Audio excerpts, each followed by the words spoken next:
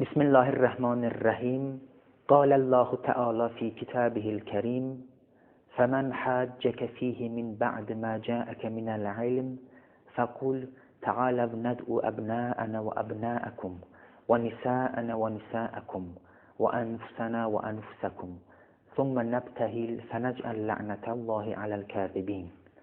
Salam əziz və hörmətli televiziya tamaşaçıları, hər vaxtınız xeyir olsun, hər birinizi xoş gördük. Əziz tamaşaçılarımız, biraz öncə siz əzizlərə oxuduğum bu gözəl ayə Ali İmran surəsinin 61-ci ayəsidir və bu ayə mübahilə ayəsi kimi tanınmış və məşhur olmuşdur dəyərli tamaşaçılarımız.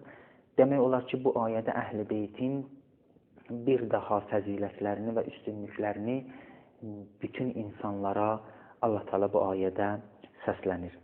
Əziz tamaşaçılarımız, bu ayənin azad olaraq mənası bundan ibarətdir ki, Məsihilər İsa Peyğəmbər əleyhissalam barəsində batil əqidə və puç əqidəyə malik idilər və İsa Peyğəmbəri Allah kimi bilirdilər. Və Allah Teala bu ayədə Peyğəmbərə buyurur ki, Həzrəti İsa əleyhissalam barəsində sənə çatan məlumat və elmdən sonra gördün ki, yenə Məsihilər bu barədə sənlə müharibə edirlər, sən onları mübahiləyə dəvət elə və de ki, siz də öz evladlarınızı, biz də öz evladlarımızı gətirək, siz də öz qadınlarınızı və biz də öz qadınlarımızı gətirək, siz də öz nəfsinizdən və canınızdan olanları gətirin, biz də öz nəfs və canımızdan olanları gətirək və mübahilə edək və hər kəsin yalanı aşkar oldu, Allah yalancılara lənət eləsin. Bu ayənin qısa olaraq tərcüməsidir dəyərli tamaşaçılarımız. Elə bizim bugünkü verilişimizdə bu ayəyə həsr olunub, yəni mübahilə ayəsinə həsr olunub. İnşallah bu verilişdə bu ayə barəsində ortaya qoyulan sualları dəyərli və möhtərəm qonağımızın vasitəsilə siz əzizlərin nəzərinə çatdıracağız. Və həmişə olduğu kimi istərdim verilişimizin bugünkü qonağını siz əzizlərimə təqdim edən bugünkü qonağımız Cənab Hüccətül İslam və Müslimin Eldar Əli Hüseynzadədir. Eldar müəllim, öncəliklə sizi salamlayır və xoş gəldin deyirəm. Əleykumussalam və rəhmətullah və bərəkatuh. Mən də sizi, həmçinin hörmətli tamaşaçılarımızı salamlayıram. Bəli, bu şərif ayə barəsində biz müxtəlif yönlərdən, müxtəlif baxışlardan danışa bilərik. Bir, buyurduğumuz kimi, İslamın əleyhinə olaraq Məsihlərin Həzrəti İsa'nın barəsində olan fikirləri barəsində biz söhbət edə bilərik. Həmçinin İslam dininin öz həqqaniyyətinin sabit olması barəsində, həmçinin bu ayənin Əhl-i Beyt əleyhissalama böyük bir işarəsi var. Onun barəsində söhbət edə bilərik. Həqiqətən bu barədə danışmaq çox çətindir.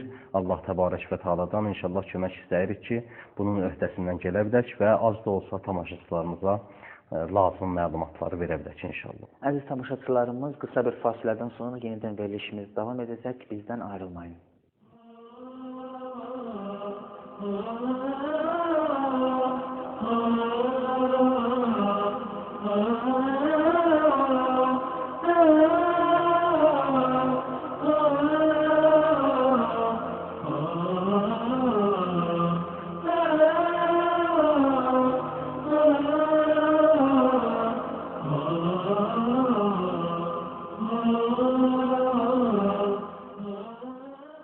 Bir daha əziz tamaşaçılarımız, xoş gördük sizləri, verilişimiz davam edir.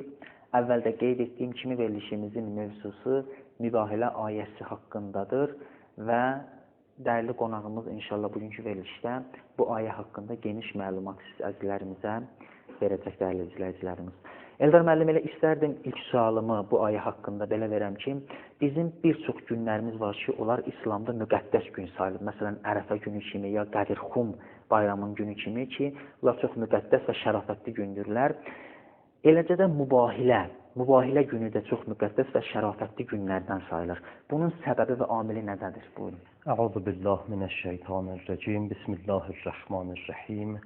Və bihi nəstə'in innəhu xeyru nasirin və mu'in və sallallahu ala Muhammedin və alihi tahirin.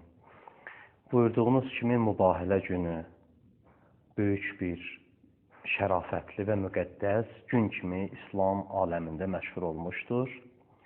Və bunu da burada deyək ki, mübahilə günü Zilhəccə ayının 24-cü gününə təsadüf etmişdir və bizim İslami mənbələrdə bu günün müqəddəsliyi qeyd olunmuş və buna aid məxsus əməllər də gətirilmişdir. Elə sizin buyurduğunuz kimi, necə ki, Ərəfə gününün özünə xas əməllər var, Qədirxum gününün özünə xas əməllər var, Dəhvul Ərz gününün özünə xas əməllər var. Çünki bunu biz burada, elə sizin sualınızdan mən istifadə edib bunu tamaşaçılarımıza çatdırım ki, düzdür, Allah Təbarək və Təalanın bütün günləri yaxşı günlərdir, amma biri digərindən fərqlənən günlər də az deyil bu günlərin ərzində arasında. Necə ki, bir həftədə cümə günü digər günlərə nisbət müqəddəsdir və ayların içində Ramazan ayı müqəddəsdir və sair müxtəlif əlamətdar günlər vardır. Bunu da elə bilirəm çox yaxşı, münasib oldu bu sualı qoydunuz ki, bu barədə də bir miqdar izah verək biz hörmətli tamaşaçılarımıza. Ola bilsin ki, mübahilə barəsində elə də çoxlarının anlayışı olmasın. Biz inşallah mübahilənin barəsində söhbət edəndə məlum olacaq bu günün qədəri və bu günün dəyəri. Amma xülasə şəkildə mən inşallah bunu burada açıqlayaram. Bir sıra günlər vardır ki, dediyim kimi, bu çox dəyərləndirilmiş və onun barəsində xüsusi əməllər gəlmişdir. O günlərin adətən o müqəddəs günlərdə oruç tutmaq tövsiyə olunur və müstəhəbdir. O günlərdən biri elə mübahilə günüdür. Qusul vermək və o batini çirkinliklərdən təmizlənmək niyyəti ilə bu günə aid olan əməllərdən biridir. Həmçinin dediyim kimi oruç tutmaq müstəhəbdir bu gündə. O cümlədən 2 rəkət namazı vardır ki, inşallah o dua kitablarına, məxsus Məfatihül Cinan kitabına müraciət etsələr, orada mövcuddur. Onlar ki, eləyə bilirlər bu günlərdə, yəni 24 Zilhəccədə bunu yerinə yetirsinlər. Bundan əlavə müxtəlif dualar da vardır ki, İqbalul Əmal kitabında və hamının demək olar ki, hal-hazırda çox şükür olsun Allaha tərcümə olunmuş şəkillərdə vardır ki, Məfatihül Cinan kitabında o dualardan biri qeyd olmuşdur. Təqribən səhər duasına, Ramazanda olan səhər duasına oxşar bir duadır ki, inşallah Allah tövfiq versin, onları da biz oxuya bilək. Amma burada məlum olur ki, bir daha bu gün müqəddəs gündür. Bir neçə bunun dəlilləri var və digər dəlillər də ola bilər ki, mən onların bəzilərinə burada işarə edirəm. Birincisi, bundan ibarətdir ki, çünki İnşallah mən burada xülasə deyim, sonraki verilişlərimizdə ya bu verilişin axırında əgər yetişəriksə, onu təfsilatlı şəkildə danışarıq. Mübahilə sizin də söhbətinizin, yəni açıqlamanızda məlum oldu ki, Həzrəti Peyğəmbərin Nəzran məsihləri ilə Həzrəti İsa əleyhissalamın barəsində olan onların fikrini rədd etdi Peyğəmbər və nəticədə bunlar mübahiləyə getdilər. Mübahilə, biz burada qısa deyək ki, mülağənə deməkdir. Yəni, bir-birini, iki tərəfin bir-birini lə'n etməsi və bir-birinə nifrin və qarğış etməsi, Allah Təbarək və Teala'dan biri digərinə Allahın rəhmətinin uzaqlaşmasını və əzabının nazil olması deməkdir, əsl lüğəvi baxımdan. Amma əsl cəryanı mən burada xülasə deyirəm, o bundan ibarətdir ki, Nəzran məsələsi. Hansı tərəf əsassız və yalan danışırsa, Allahın lənətinin ona şamil olsun. Şamil olsun. İnşallah bunların biz açıqlamasında verəcəyik. Gəlirlər Peyğəmbərin yanına Nəzran məsihlərinin böyükləri gəlirlər və İsa Peyğəmbərin barəsində olan öz əqidələrini açıqlayırlar. Bir sıraları İsa'nın üluhiyyətinə, onun Allahlığına əqidələri olmağını bir qrup o məsihlərdən belə əqidələrini aşkarlayır.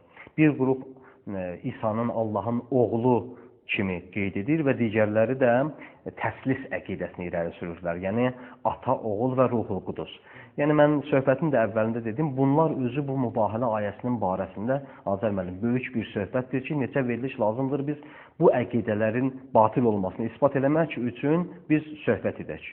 Ki, əlhəmdülillah ki, yəni vardır da, mövcuddur da bizim dini ədəbiyyatlarda və sabitdir də, hal-hazırda özləri də bu günləri etiraf edirlər ki, misal üçün təslis əqidəsindədirlər, lakin təslis yəni üçlük.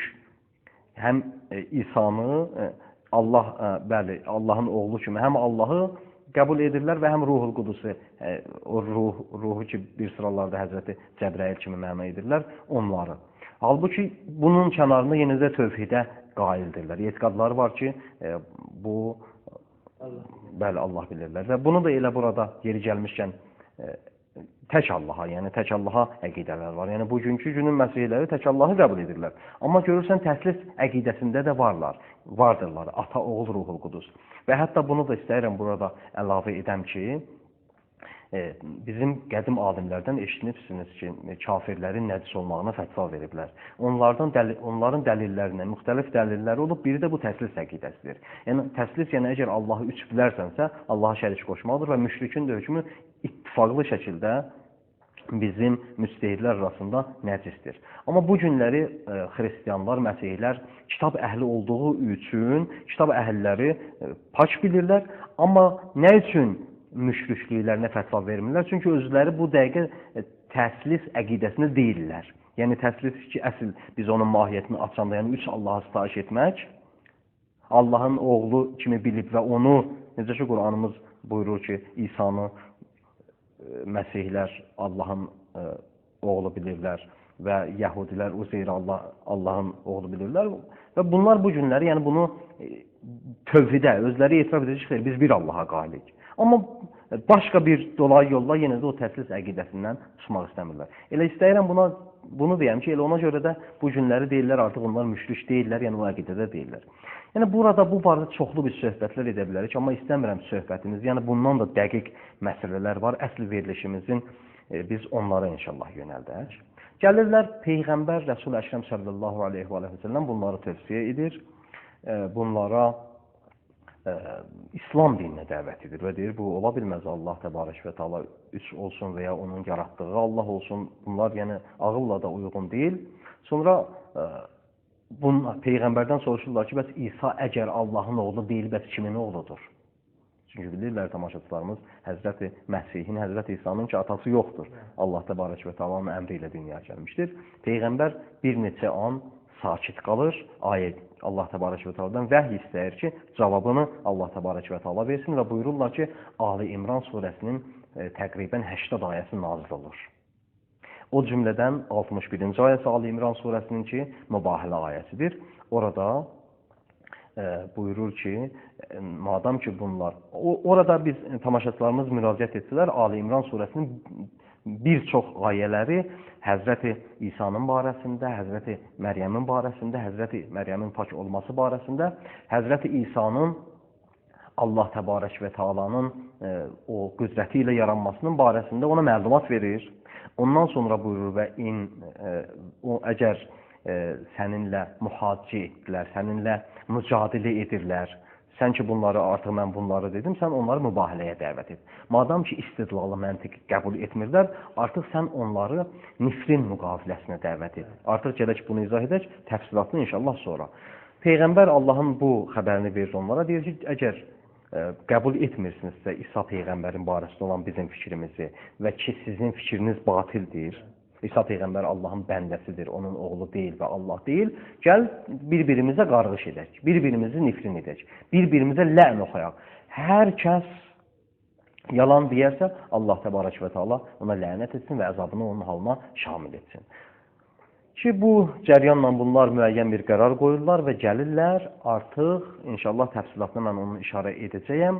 Burada elə ki, Peyğəmbər öz övladları ilə, o övladları ona Həsən Hüseyin əleyhissalam və öz canı olan Əli əleyhissalam və öz ürəyinin parası olan Həzrət Zəhra salamullah əleyha ilə gəlir və bunları görən məsihlər artıq mülaini etmək və mübahilə etmək cürətini edə bilmirlər. Çünki onlara sifariş etmişdilər ki, əgər görsəniz, bunlar bu Peyğəmbər öz ailəsi ilə gəlib, bilin ki, o haqdır.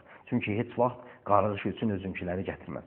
Belə olan halda onlar razılaşırlar və deyirlər ki, biz öz dinimizdə qalırıq, siz də öz dininizdə qalın, biz artıq sizinlə müqabilə aparmırıq, cizyə verməyən. Bir növ orada bir maliyyə verib, bir müəyyən məhdudiyyədə maliyyə ilə razılaşırlar, biz də qalaq öz dinimizdə. Xülasə istəyirəm, inşallah bu barədə geniş danışacağıq, ancaq bu sizin sualınızın cavabında ki, nə üçün bu gün müqəddəs gün kimi sayılır. Yəni İslam dini sadə bir şəkildə peyğəmbərin Nəcran məsihlərinin böyüklərinin müqabilində İslamın haqq olmasını sabit edir orada. Sadə bir şəkildə, yəni bir ailənin ora gəlmək vasitəsilə. İslamın yəni böyük qələbəsidir. Baxmayaraq ki, ləcazət və tərslik üzündən qəbul etmirlər. Amma haqq olmağını bilirlər. İnşallah biz onlara işarət edəcəyik. Bu bir əsl. Yəni İslamın orada böyük bir qələbəsidir Məsihiyyət dininə. İkincisi bundan ibarətdir ki, orada inşallah biz yenə də buna işarə edəcək. Əhl-i Beytin fəzilətinə işarə edir ki, bunlara gərək geniş işarə edək. Qul təalav nəd'u əbna'ana və əbna'akum. Nisa'ana və nisa'akum. Ənfusana və ənfusakum. Peyğəmbərə deyirsən, onlara denən ki, övladlarınızı, biz övladlarımızı, siz də övladlarınızı. Peyğəmbər övladlarına orada Həsən və Hüseyin əleyhissalamı gətirir. Nisa'ana və nisa'akum. Siz də qadınlarınızı, biz də qadınlarımızı. Peyğəmbər Fatimə Zəhra salamullah əleyhanı gətirir. Ənfusana və ənfusakum. Peyğəmbər yəni öz canınızı, özünüzdən olanı Peyğəmbər Həzrəti Əli əleyhissalamı gətirir ki, burada Əhl-i Beytin bir daha o dəyərini və Peyğəmbərdən ayrı olmamağını, Peyğəmbərə ən yaxın olan şəxslərin olmasını sabit edir bu ayə. Bu cəhətdən müqəddəsdir bu gün. Və üçüncü bir amil də var ki, yəni çox söyləmək olar, bunlar mühüm amillərdir bu günün müqəddəs olması üçün. Buyururlar ki, vilayət ayəsi ki, Həzrəti Əli əleyhissalamın barəsində nazil olmuşdur. Maidə surəsinin 55-ci ayəsi. İnnəm əuzu billahi minəşşeytanirracim. İnnəmə vəliyyikumullah və rəsuluhu vəllezine əmənu ellezine yuqimunəs-salata və yu'tunəz-zakata və hum raki'un. Ki sizin rəhbəriniz və vəliniz Allahdır, onun rəsuludur və o şəxsdir ki, namaz qılır, zəkat verir, rükû halında namaz qılır və rükû halında zəkat verir. Bu işarədir Peyğəmbər Həzrəti Əli əleyhissalamın rükû halında o yoxsula, sailə, o dilənçiyə zəkat verməsinə. Həzrəti Əli əleyhissalamın orada üzüyünü sailə verir, yəni zəkat verir. Dilənçiyə orada gəlib ondan bir şey tələb edənə və istəyənə bu ayə onun barəsində nazil olur. Bunun da barəsində çox biz söhbət edə bilərik. Artıq mövzumuzdan xaricdir. Sadəcə olaraq sizin sualınızın cavabı olaraq demək istəyirəm ki, bu da təsadüf edir Zilhəccənin 24-nə və bir daha bu günü müqəddəsləşdirir. İnşallah Allah təbarək və təala bu müqəddəs gündə, yəni Zilhəccənin 24-cü günündə bizə əməl tövfiqi versin və zəmini yaratsın və öz rəhmətini bizim halımıza şamil etsin. Bəli, çox sağ olun Eldar müəllim, təşəkkür edirəm. Necə ki, verilişimizin mövzusu bu mübahilə ayəsidir. İstədim elə bir daha da bu mübahilənin lüğətdə və dini termində mənasını tamaşaçılarımıza açıqlardı. Mübahilə bəhələ sözündəndir. Bu kök baxımından, əsl baxımdan. Ərəb dilində lə'n mənasındadır, lənət etmək mənasındadır. Bahələ, mübahələtən, yəni iki nəfər biri-birini lə'n edir, iki nəfər biri-birindən, əslində bu, yəni bu ibarət, bahələ, mübahələtən, iki nəfərin biri-birinə qarşı Allahın rəhmətindən uzaq olmasını Allahdan istəmək, yəni biri-birinə nifrin etmək, biri-birinə qarğış etmək, daha da doğru desək, daha da açıq, aşkar ibarə ilə desək. Bu, yəni hal-hazırda nə üçün mübahilə deyilmişdir? Bunun özünün məxsus cümlələri vardır, yəni inşallah söhbətlərimizdə ona işarə edərik. Peyğəmbər Rəsul-i Əkrəm sallallahu aleyhi və səlləm Nəcran məsihləri ilə bu mübahiləyə gəlir, yəni haqqı sabit etmək üçün, Allahdan qarşı tərəfə əzab istəyir. Yəni, iddia edir ki, mən haqqam. Əgər sən haqq deyilsənsə, Allah səni lənət etsin və əzabını sənə nazil etsin. Müqabil tərəfdə eyni bu qarğışı edir və Allah təbarək və taala burada əzab nazil etməklə haqqı müəyyən edir. Yəni bu burada mülainə etmək, mübahilə etmək təkcə bu deyil ki, qarğış edək görək inşallah hasansa nə olacaq. Xeyr, rəvayətlərimiz çoxdur. Hətta Peyğəmbərin özündən ki, inşallah biz bəyan edəcəyik, orada Nəcran məsihləri dala çəkilir, mübahilə etmir. Peyğəmbər and içir, deyir, əgər onlar mübahiləyə razılaşsaydılar, onların nəslindən yəni bir nəfər də yerdə qalmayacaqdı, məsihlərdən. Hətta özlərinin, onların oskopları, onların o rahibləri, keşişləri, böyükləri də deyir ki, siz əgər yəni qabaqcadan onlara deyir, əgər görsəniz ki, Peyğəmbər öz yaxınları ilə gəlib bu qarğış müqaviləsinə, bu mülainəyə, bu mübahiləyə, bu nifrin etməyə, heç vaxt onunla mübahilə etməyin. Çünki əgər mübahilə etsəniz, məğlub olacaqsınız. Çünki o haqdır. Əgər haqq olmasaydı özünküləri gətirməzdir ki, səhabələrini gətirərdi, digərlərini gətirərdi. Çox gözəl. Və əgər qarğış etsə, yəni məsihlərdən bir nəfər də yer üzündə qalmayacaq. Çox gözəl nöqtə işarətidir. Elə mən bu sual mənim zehnimdə qalmışdı ki, nəyə görə onların böyük ruhanisi deyir ki, əgər ailəsi ilə gördünüz gəlir, mübahilə etməyin. Bəs səbəbi də budur. Səbəbi bəli, çox bu, çünki onlar bilirlər. Həqiqətdə həm bizim Quranımız Azər müəllim bunu təsdiq edir, həm də baxmayaraq ki, Tövratda, İncildə hal-hazırda təhrif olunublar, amma müəyyən işarələr qalıb Peyğəmbərin haqq olmasının barəsində. Amma bariz nümunəsi Quran-ı Kərim buyurur ki, yəni ailəsini götürüb ora gəlmələri bir daha bunun haqqı olmalı. Yəni onlar özləri bilirdilər ki, Peyğəmbər gələcək. Buna şübhələri yox idi ki, Həzrət Məsihdən sonra Peyğəmbər gələcək. Ən azı da, yəni Həzrət Məsihdən sonra bir nəfər Peyğəmbərlik iddiasındadır. Və bunlar görürlər ki, yəni əgər bu cür gələrsə, öz evladları ilə birgə gələrsə, heç vaxt əgər haqq olmasa öz evladların bu əzab mərakəsinə, əzab meydanına heç vaxt gətirməz. Çox sağ ol Eldar müəllim, təşəkkür edirəm. Əziz tamaşaçılarımız, qısa bir fasilədən sonra yenidən verilişimiz davam edəcək. Bizimlə qalın.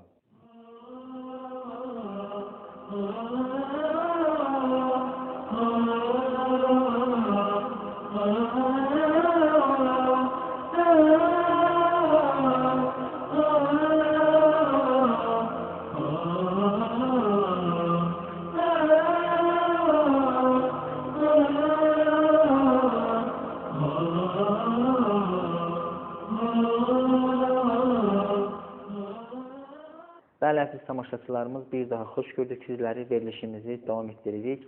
Eldar müəllim, mübahilə ayəsi haqqında növbəti sualını vermək istəyirəm. Biz bilirik ki, İslamda söyüş qadağandır. Məsələn, Allah Teala Quranda buyurur ki, siz bütə sitayiş və pərəstiş edənləri la təsubbu, söyməyin. Əgər siz onların müqəddəs sandıqları, bütləri söyərsinizsə, onlar da sizin müqəddəs sandıqlarınızı söyər. Bu bizə gün kimi aydındır ki, İslamda söyüş qadağandır. Amma nifrinə gəldikdə, İslamda nifrin varmı? Ayrı bir ibarətlə desək, lənət varmı? Ki, ayənin zahiri deyir ki, var. Əgər varsa, əndazəsi, sərhəddi nə qədərdir? Çox gözəl sualdır, Azər müəllim.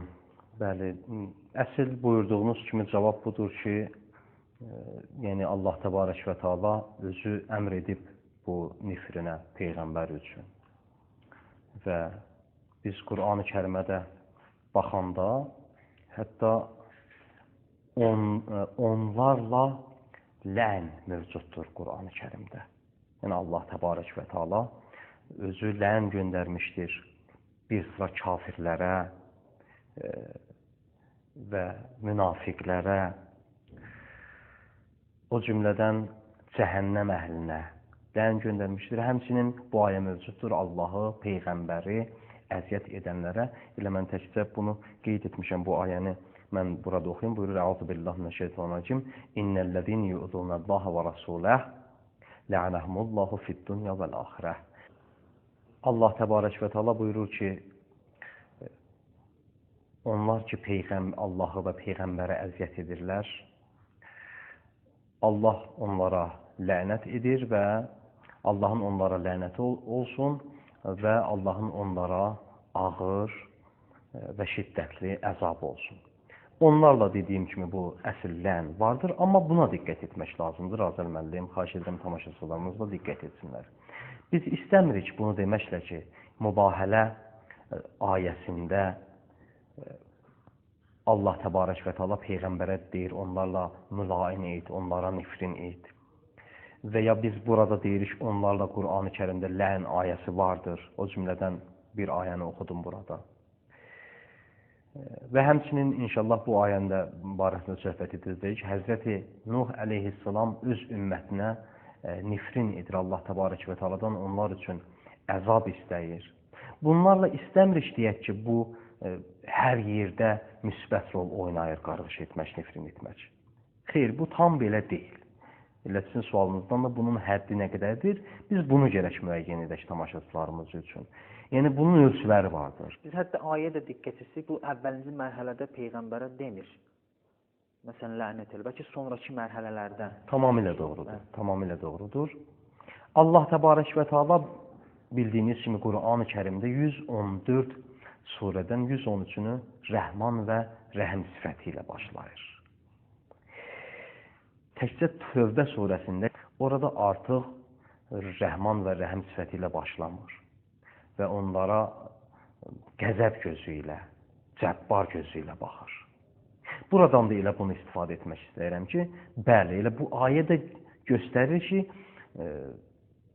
bir sıra yerlərdə bu qəzəb sifəti təzahür olunmalıdır, zühur etdirilməlidir.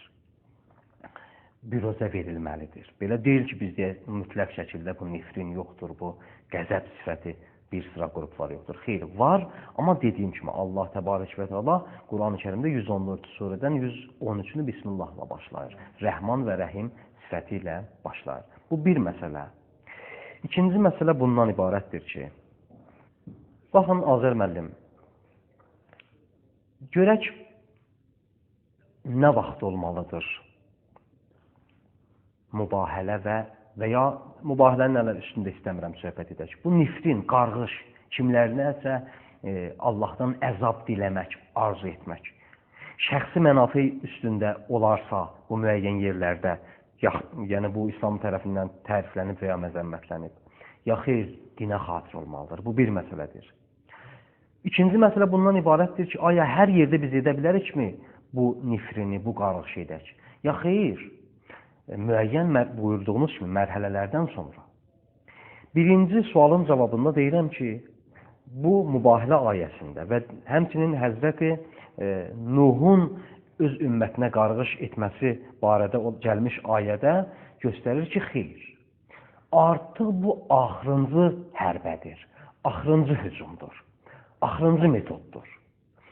Peyğəmbər buyurduğunuz kimi, biz də söhbətlərimizdə dedik, birinci dəfə bunlarla, yəni bu Nəcran Məsihliləri ilə məntiqlə danışır, onlara dəlil göstərir. Dəlil gətirir ki, təslis olmaz, üçlük olmaz, Allaha şərik qoşmaq olmaz, Allahın bəndəsindən və yaratdığından Allah olmaz, Allah təbarək və təalanın yaratdığı onun övladı deyil. Bunları məntiqi yolla onlara başa salır, bunlar razı olmur. Bəs bu razı olmadıqdan, məntiqi qəbul etmədikdən sonra öz həqqaniyyətini bildirməlidir. Bunlar məntiq əhli deyirlər. Mübahiləyə başlar Peyğəmbər. Nəhai metod bundan istifadə edir Allah təbarək və təalanın əmri ilə. Və ya Həzrəti Nuhun barəsində ki, bildiyiniz kimi artıq bu məşhurdur, öz ümmətinə qarğış edir və nifrin edir. Bu gəlmişdir Nuh surəsinin 26-27-ci ayələrinə biz baxsaq, Qur'an-ı Kərimdə buyurur, Əuzu billahi minəşşeytanirracim və qalə Nuhun Rabbi لا تذر على الأرض من الكافرين ديارا. Ey mənim Rəbbim, Nuh dedi ki, ey mənim Rəbbim, kafirlərdən bir nəfəri də yer üzərində qoyma. Qarğış elədi. Yəni bu nifrin elədi. Bir tərəfdən Nuh Peyğəmbər Qur'an-ı Kərimin açıq-aşkar bəyan etdiyinə görə 950 il təkcə bu öz ümmətini dəvət edir dininə. Bunu qəbul etmirlər.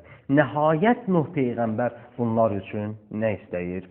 Qarğış istəyir və nifrin istəyir. Əlbəttə bu müəyyən mərhələlərdə olmuşdur. Bunu da burada deyək. Qarğışın nəticədə Allah təbarək və təala o böyük səbirdən sonra tam onlara hüccət tamam etdikdən sonra bəlasını nazil edir ki, o tufan və sel bəlası ilə onları məhv edir. Həqiqətən bir neçə nəfərdən əlavə və 69-70 nəfərdə yazırlar. Nuh peyğəmbərə iman gətirmədilər. Allah təbarək və təala onları məhv etdi, yer üzündən apardı. Bu Nuhun duasını, yəni onların barəsində olan nifrinini qəbul etdi. Amma bir də burada yaxşı məntiqli bir söz var.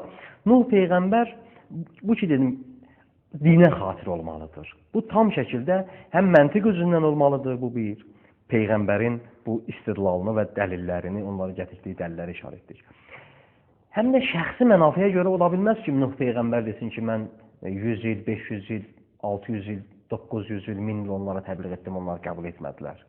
Xeyr, tam Allaha xatir olmalıdır, dinə xatir olmalıdır. Nuh və həmçinin dəlilli olmalıdır, məntiqli olmalıdır o nifrin, o qarğış. Bu Quran-ı Kərimdə elə bu surənin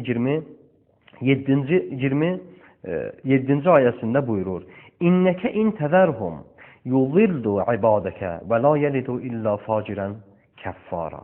Buyurur ki, Allah təbarək və teala, ilahi, mən bu qarğışı edirəm və bu nifrini edirəm və bu duanı səndən istəyirəm onların barəsində, onları məhv etmək üçün. Çünki sən onları bu başlı başına bıraxsan, onları əzab göndərməsən, bunlar digər bəndələrində, bu gələn bəndələrində hidayətdən uzaqlaşdıracaq, onları pis yola döndərəcək və onların dünyaya gətirdikləri də özləri kimi olacaq. Kafir olacaqlar və facir olacaqlar. Yəni Nuh peyğəmbər burada öz dəlilini də gətirir. Məhz bir, bu şəxsi olmamalıdır. Dinə xatir olmalıdır. Əgər biz istəyiriksə birinə qarğış edək, şəxsi mənafiyə xatir deyil, dinə xatir olarsa, bəli, bu İslamda düzgündür və axırıncı həmlə kimi, axırıncı hücum kimi və axırıncı nəhai metod kimi bundan istifadə etmək mümkündür və istifadə etmək olur. Yəni qarğışdan, amma əsl mübahilə olar, olmaz. Bəli, rəvayətlərimizdə də var, bunun da eybi yoxdur. Əgər sonradan vaxtımız olsa biz bunlara da. Biz bu ayəyə diqqət etdikdə görürük ki, məsələn, əgər tərəf müqabil öz batil və puç əqidələrində israr edərsə və haqq yolu tapmazsa, necə ki bu ayədə elədir, onlar israr edilir öz puç və batil əqidələrində, həmin surətdə Allah Peyğəmbərə deyir ki, sən... Bəli, bu dediyimiz mərhələlərlə, bu dediyim kimi, yəni nəhai metoddur bundan istifadə edilir və çox həssas yerlərdir. Yəni Peyğəmbər hər bir yerdə, çox həssas yerlərdir artıq. Yəni Peyğəmbər gəlib şirkin kökünü, belə deyək, Hicazda kəsib, bunlar da müşrik adı ilə deyil, tövhid adı ilə gəliblər. Allah adı ilə gəliblər. Artıq bunlar bütə sitayiş etmirlər. Məsihidirlər, xristiyanlar, Allahı qəbul edirlər. Əsl Allahı da qəbul edirlər. Sadəcə olaraq inhirafa düçar olublar öz əsl əqidələrində. Peyğəmbər artıq müəyyən bir metoddan istifadə edir. Məntiqi yolda bunlarla müharibə etmək istəmir. Bunları düzgün yola hidayət etmək istəyir. Bunlar da bunu qəbul etmirlər. Allah təbarək və təala bu yolu Peyğəmbərə əmr edir ki, bu yoldan istifadə edir. Çox gözəl Eldar müəllim. Biz biraz öncə qeyd etdiniz ki, siz mübahilənin mənası nədir? İki qarşı tərəfin bir-birinə lənət və nifrin deməsidir. Öz haqqaniyyətini və haqq olmasını aşkar etməkdən ötəri. Bu mübahilə ayəsinin biraz təfsili şəkildə o hadisəni, cəryanı danışsaydıq çox gözəl olardı. Bəli, Quran-ı Kərimdən elə biz bu mübahilə ayəsinin özündən istifadə edək. Bildiyiniz kimi mən bir daha təfsilatlı şəkildə bunu mən tamaşaçılarımıza çatdırım. Quran-ı Kərim İslam dini tövhid dinidir. Yəni gələn kimi Mədinədə hakimiyyətini qurğan kimi də müxtəlif imperatorlara məktub yazdı və dəvət elədi İslama. Və öz vəzifəsini Allah təbarək və teala Peyğəmbərə əmr etmişdi ki, sən vəzifəni artıq bəyan etməlisən və Peyğəmbər də yəni, hər bir fürsətdən istifadə edib öz vəzifəsini bəyan edirdi, namələr göndərirdi imperatorlara, şahlara, fironlara, Xosrova və İslam dininə dəvət edirdi. Çünki həm axırıncı dindir və həm bu caviddir və həm ümumdünyadır. Ümumi bir dindir. Ona görə də Peyğəmbər yəni öz vəzifəsi şəraitində bu əməlləri etməlidir. Burada bir parça Peyğəmbərin kənarında olan Nəcran Məsihliləri də o iman gətirməyən şəxslərdən idi və Peyğəmbər də onların barəsində onları hidayətə dəvət etmək Peyğəmbərin məsuliyyət kimi boynunda idi və bu da bir fürsət idi. Onlar özləri gəlmişdilər Peyğəmbərin yanına və öz batil əqidələrini elan edədilər Peyğəmbərə. Və Peyğəmbər Rəsul Əkrəm sallallahu aleyhi və səlləm bunlara müəyyən yollarla, məntiqi yollarla başa saldı ki, bu sizin dininiz düz din. Yəni sizin dininiz düz din deyil dedikdə, yəni artıq sizin bu əsl dininiz təhrif olunmuşdur. Və siz gəlin İslam dininə boyun qoyun. Bunlar boyun qoymadılar və dediyim kimi söhbətin əvvəllərində dedilər ki, əgər bir qrupu bunlardan Allahın İsa Peyğəmbərin Allah olmasına etiqadları var idi və bir qrupunun İsa Peyğəmbərin Allahın oğlu olmağı etiqadını idilər. Bir qrupda həm İsa Peyğəmbərin, həm əsl Allahın, həm də ki Ruhul Qudsun Allah olmağına əqidələri var. Yəni üç Allahın olmasına etiqadları var idi, əqidələri var idi. Peyğəmbər Rəsul Əkrəm sallallahu aleyhi və səlləm bunlara rədd edəndə onlardan biri qalxdı dedi, əgər İsa Allahın oğlu deyilsə, bəs kimin oğludur? Dediyimiz kimi Peyğəmbər bir an sakit qaldı və Maidə surəsi, Ali İmran surəsinin təqribən 80 ayəsi nazil olur. Peyğəmbər o cümlədən mübahilə ayəsi nazil olur və buyurur burada Əuzu billahi mineşşeytanirracim. Fəmən haccəkə fihi min ba'di ma ca'əkə minəl ilm.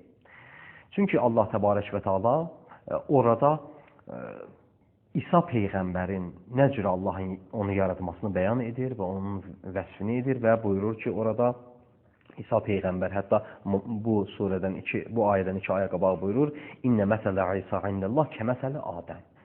Sən onlara denən ki, bəs Adəm Peyğəmbəri kim yaratdı? Nə cürə yaratdı? Adəm Peyğəmbərin də atası yox idi ki, o da atasız yarandı. Və müxtəlif dəlillərlə Allah təbarək və Teala "Xalaqahu min turabin thumma qala lahu kun feyakun." Palçıqdan yaratdı, torpaqdan yaratdı Adəmi. Sonra dedi ol, o da oldu. Əmələ gəl, o da əmələ gəldi. Mövcud ol, o da mövcud oldu. Bu Allah buyurur ki, "Fəmən haccəkə fihi" Peyğəmbərə buyurur. "Min ba'di ma ca'əkə minəl ilm." Sən bu dediklərimi artıq bildikdən sonra səninlə burada höcət edənlərə, səninlə burada mücadilə edənlərə, səninlə burada mübahisə edənlərə, yersiz mübahisə edənlərə dəvət et. Nə de onlara? Fəqul, təalav, gəlin, nəd'u əbnaənə və əbnaakum. Üzr istəyirəm, misal vermək istəyirəm. Yəni, fəmən haccəkə fihi min bə'di ma ca'əkə minəl ilm. Sən İsa Peyğəmbər haqqında sənə çatan elm və agahlıqdan sonra ki, bildin İsa Peyğəmbərin məsələ Adəm Peyğəmbərin məsələ kimidir? Bu yoxsa elə ki bildin İsa Peyğəmbər Allah deyil ya məsələn olan... Təbii ki, Peyğəmbər bilirdi ki İsa Peyğəmbər Allah deyil. Yəni bunu deməyə ehtiyac yoxdur. Sadəcə olaraq Peyğəmbər Rəsul Əkrəm sallallahu aleyhi və səlləm orada birbaşa cavab vermədi. Allahın vəhyini göstərdi ki, yəni onun hətta yaranma keyfiyyətini, məntiqi yolda Allah təbarək və Teala vəhy yolu ilə desin. Bu da Peyğəmbərə onu çatdırdı. Dediyim kimi ayələrdən biri Adəm Peyğəmbərin çəkdi onların gözünə. Dedi ki, elə ki... Ümumidir, həm bu ayəyə görə, həm o bursular məsələn. Yəni qət'ən və şübhəsiz Peyğəmbərin İsa Peyğəmbərin Allah olmamağını bilirdi. Yəni buna ehtiyac yox idi.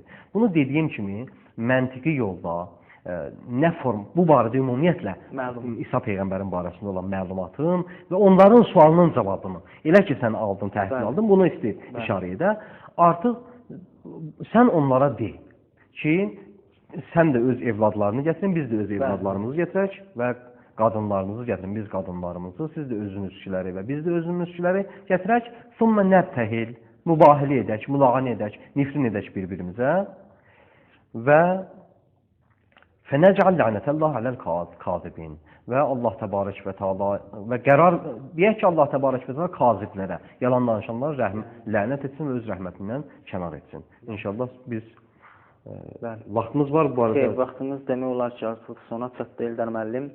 Təəssüf olsun ki, inşallah bu söhbətlərin davamını sonraki verilişimizdə davam etdirərik. Sizə böyük və dərin minnətdarlığımı bildirirəm və bir daha təşəkkür edirəm. Əziz tamaşaçılarımız, bu saata ayrılan vaxtımız artıq başa çatdı. Sağ olun, salamat qalın.